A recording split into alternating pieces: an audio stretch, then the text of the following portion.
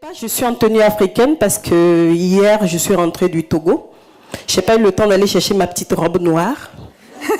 Et donc, aujourd'hui, je suis venue comme je suis. Vous êtes très bien comme vous êtes. Merci beaucoup. Et c'est marrant parce que ma collaboratrice, j'étais au Togo, elle m'appelle. Ah, il y a telle société qui veut un rendez-vous. Est-ce que je peux caser le rendez-vous pour tel jour, le 26, justement? Je dis, ah non, je suis en Alsace. Et donc, elle fait un mail à ce partenaire qui lui dit non, Nyanké n'est pas disponible, elle sera en Alsace. Et il dit, mais tu vas pas aller en Alsace, ils sont bizarres là-bas, ils sont froids. Je dis, ça tombe bien, je pars en africaine, donc soit il m'accepte tel que je suis, ou soit ça passe pas, et puis tant pis, je continue mon chemin, et j'accompagne d'autres entreprises en Afrique. Pourquoi je vous ai raconté cette petite anecdote? Tout simplement parce que quand Cécile m'a contacté par hasard, j'ai trouvé ça bizarre. Et pourquoi moi? Je fais rien moi en France.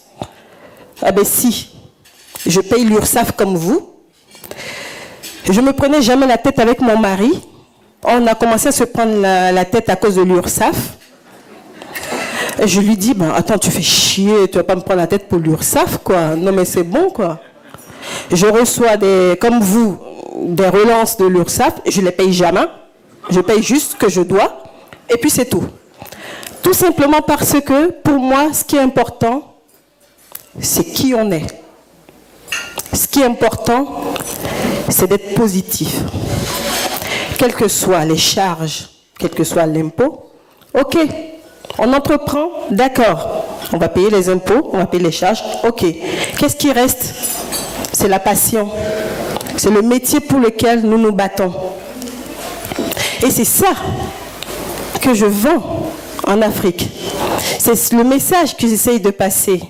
De l'autre côté, si je peux le dire ainsi, pour accompagner, que ce soit une entreprise française, une entreprise suédoise, qui m'a fait confiance en Algérie, une entreprise suédoise, suisse, qui me fait confiance pour le Togo, et d'autres entreprises françaises.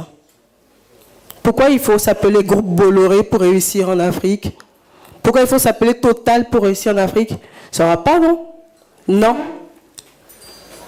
Nous pouvons tous réussir en Afrique. Il faut accepter l'Africain tel qu'il est. Et c'est ça l'entreprise, c'est ça l'entrepreneuriat. Il faut accepter la France telle qu'elle est, et on réussit en France. C'est le message que je suis venue vous passer aujourd'hui. Et j'espère que j'apporte de la couleur dans vos cœurs ce soir. Et du bonheur, avec du bonheur. Merci beaucoup. Vous avez d'autres questions à me poser, s'il vous plaît? Vous avez sûrement d'autres choses à dire, j'en suis sûre. Dans ces échanges culturels, qu'est-ce que vous avez retenu d'important depuis que vous êtes en France, depuis quelques années, où vous essayez de développer des entreprises? Alors, ce que j'ai retenu... En France et de France en Afrique. Et vice-versa, tout à fait. Ouais. Ce que j'ai retenu, c'est justement le capital humain. C'est ce qui nous permet de tenir. Dans mon entreprise, j'ai une Italienne qui est à la base d'origine iranienne. Bon, c'est la guerre des étoiles, je ne vous explique pas tout. J'ai des Français, j'ai des Africains, il me manque juste des Chinois.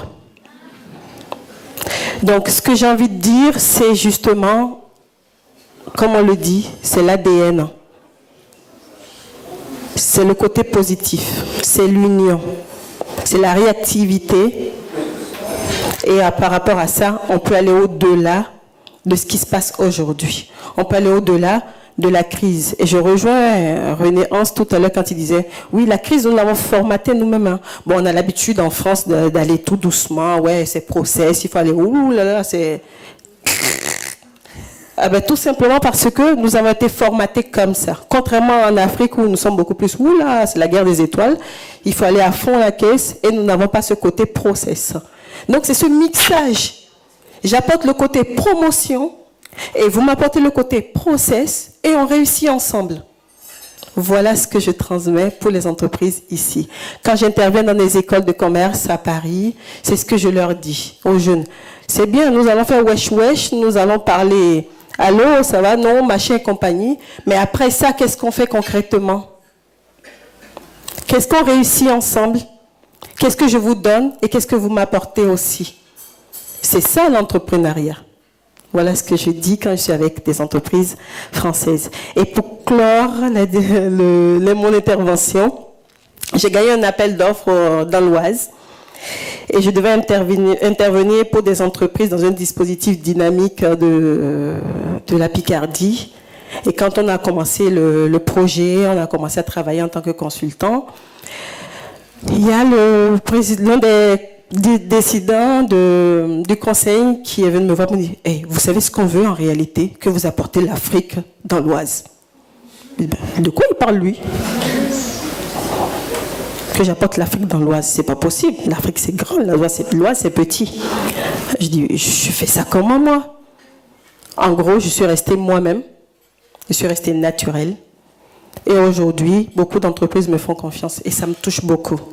Et c'est justement ce message que j'ai voulu partager avec Cécile quand elle m'a parlé, on s'est échangé par rapport à ma biographie. Et donc, j'en profite pour la remercier beaucoup. Parce que chaque fois, on me dit, ouais, toi, tu vas y arriver, il n'y a pas de souci, tu as la pêche, machin. Mais une personne qui va me permettre d'être différente, parler de ma différence, ça, c'était la première fois de ma vie.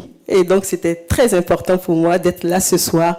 Même si je suis fatiguée, je ne suis pas encore rentrée chez moi. Je rentrerai donc chez moi demain. Je vais voir ma famille. Mais j'avais besoin de venir voir Cécile aujourd'hui et rencontrer ma deuxième famille qui est l'Alsace. Merci pour vos valeurs, merci pour votre beau témoignage.